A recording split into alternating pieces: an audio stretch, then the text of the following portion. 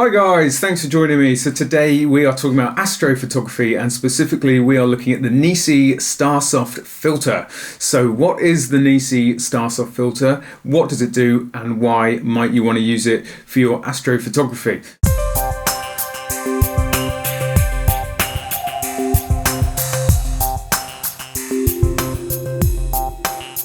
So I have it right here. I've only just got it myself. I've only used it once so far.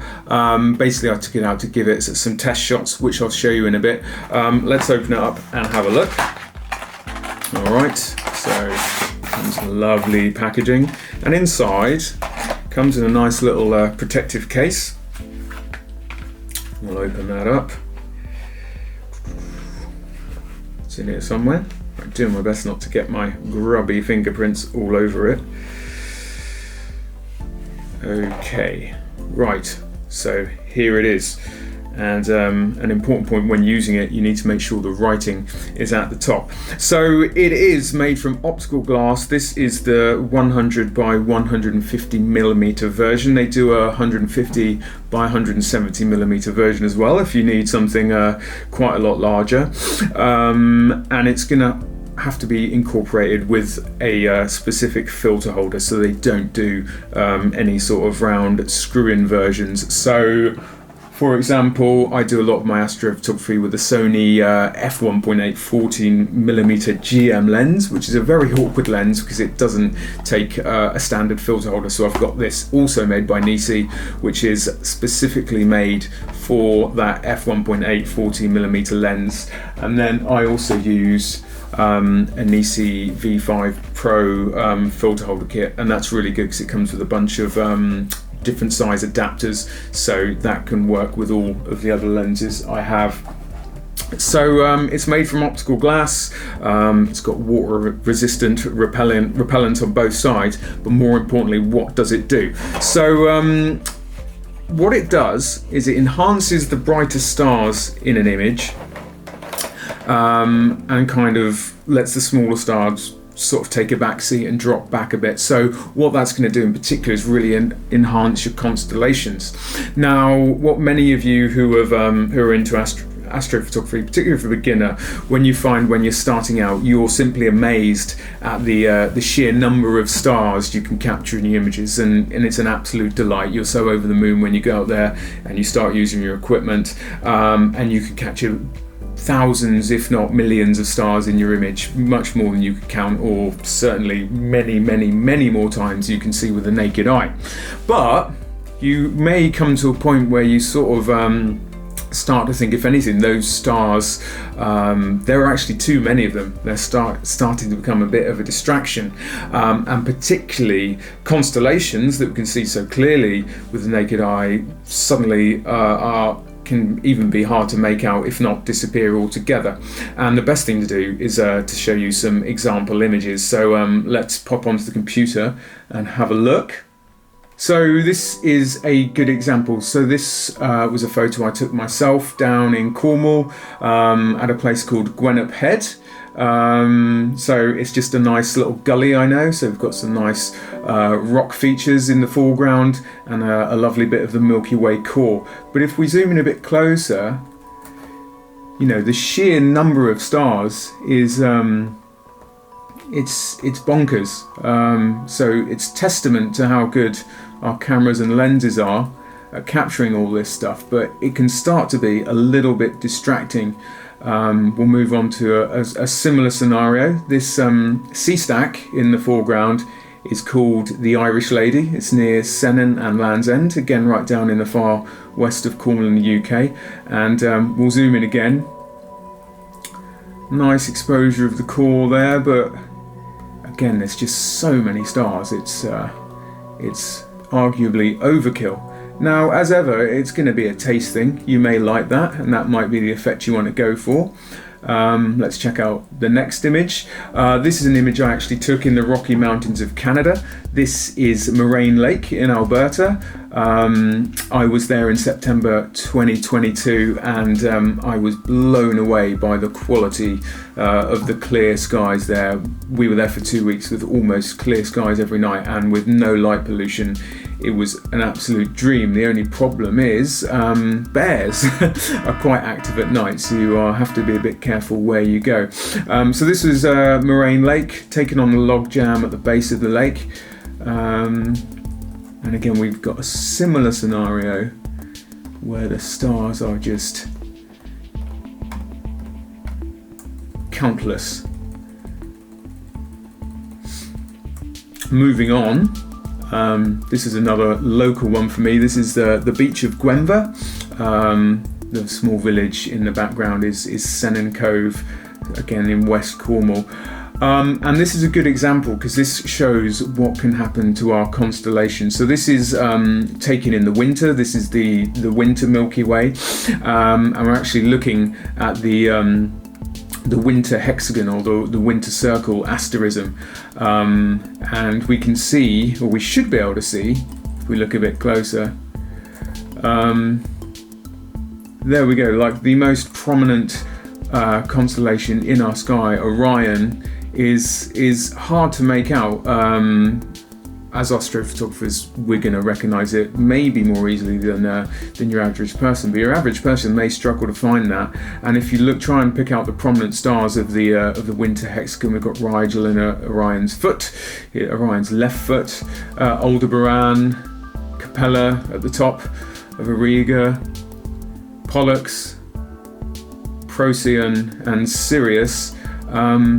They are starting to sort of lose their dominance, and as for the remainder of the stars of those constellations, they are all but gone. So that is why you might want to consider using the Star Soft filter, to really just reduce that sort of absolute sea of stars that maybe you find a little bit too much, and enhance those constellations. So what I did is I headed out the other night to a well-known spot locally, which is the Crown's Mine engine houses at Batalloch, out near St Just, again in Cornwall, my home. If you know Cornwall, you would no doubt know this location.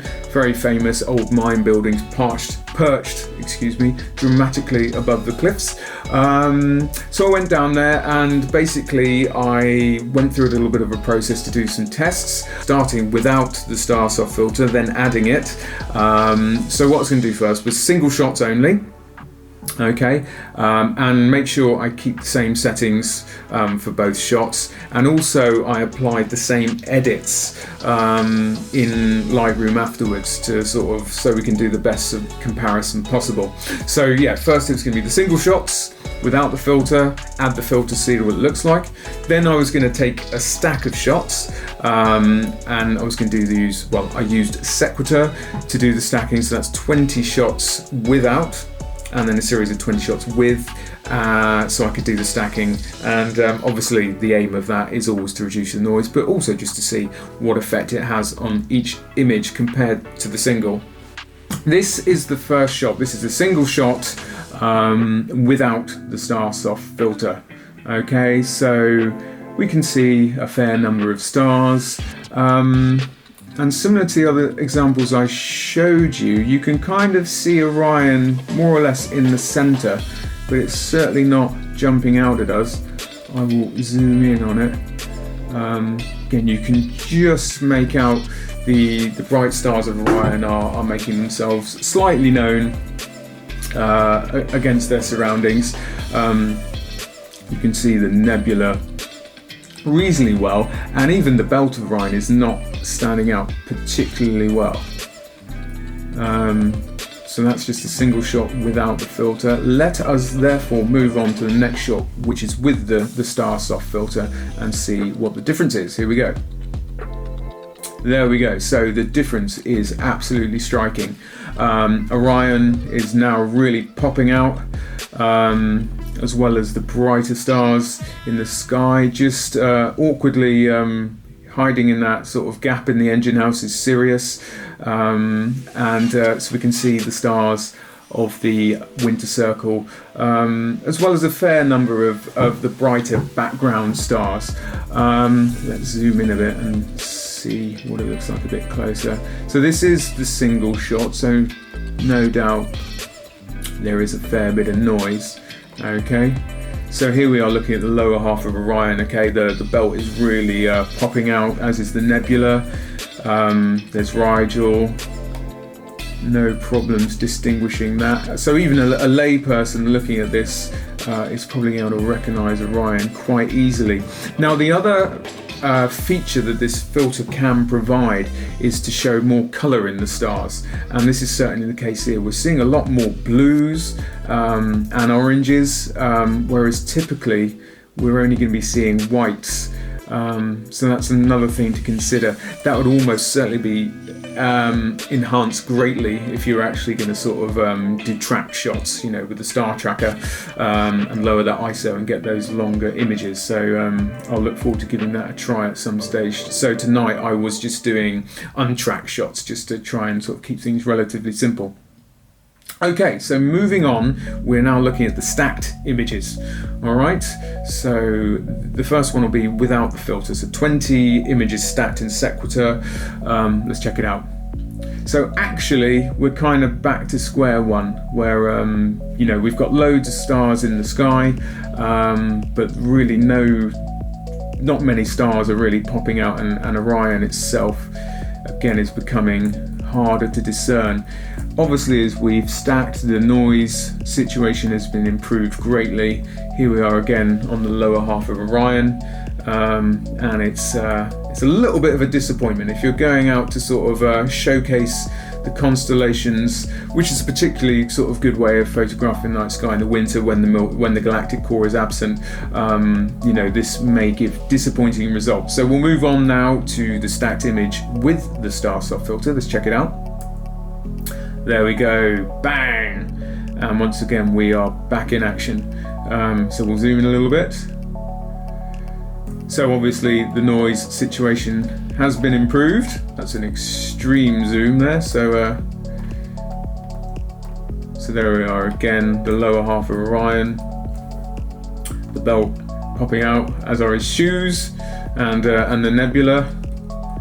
And as we zoom out, we can see again a nice array of stars popping out of the image. The Milky Way, not the core, excuse me, just the Milky Way, the winter Milky Way, was very faint that night. So I think it just atmospherically wasn't the clearest of nights.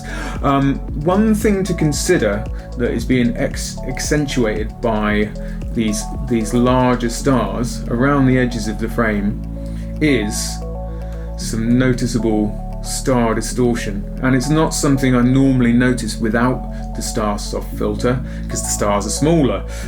So it's making those bigger stars really make that distortion, that lens distortion noticeable. So again, that is another thing to consider, whether you want that in your image or not.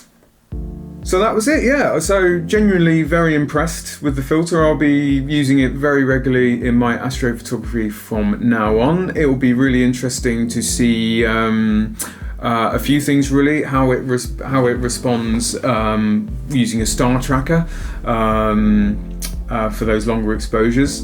And once the Milky Way core starts to return, not too long now, just a couple of months, it'd be interesting to see what sort of results we can get on that as well.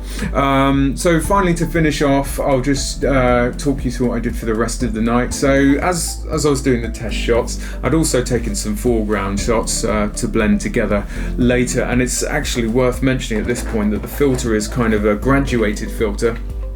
So if we take this version once again, so it's 150 millimeters in total length, so the Star Soft effect applies to 100 millimeters only, and then the bottom 50 millimeters are completely clear, so it'd be like a graduated neutral density filter in that respect. So you can, if you wish, sort of arrange it in your filter holder so you can get your foreground without the effect, and then the sky to have the Star Soft effect. Now that is going to be some kind of compromise unless you've got a perfectly level horizon, Personally, I'm not sure I'll ever use it that way. My kind of standard approach in the field anyway is to take separate foreground shots and blend them together later. But you do have the option to play around with that if you want to. Like I say, if you've got anything in the background protruding above the horizon line, that will be affected. If it's something in the far distance, maybe that's not going to matter so much.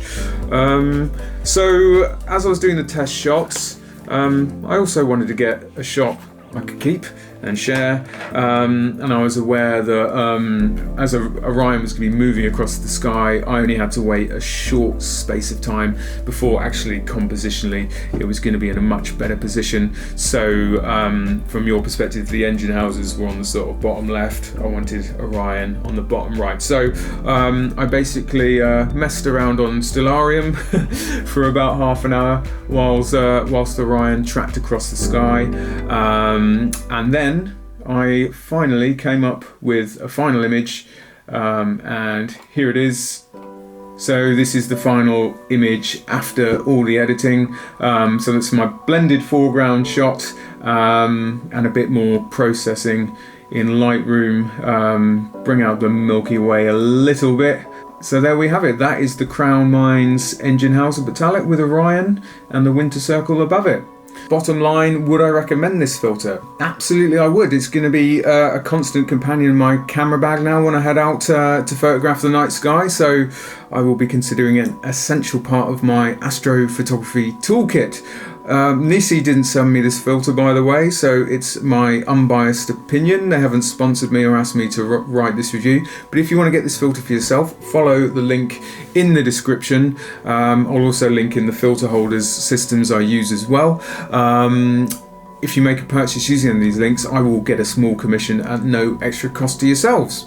So thank you very much for watching. If you enjoyed it, make sure to like and subscribe, hit the bell so you get notified about my upcoming videos. Please follow the social media, and until I see you next time, enjoy photography.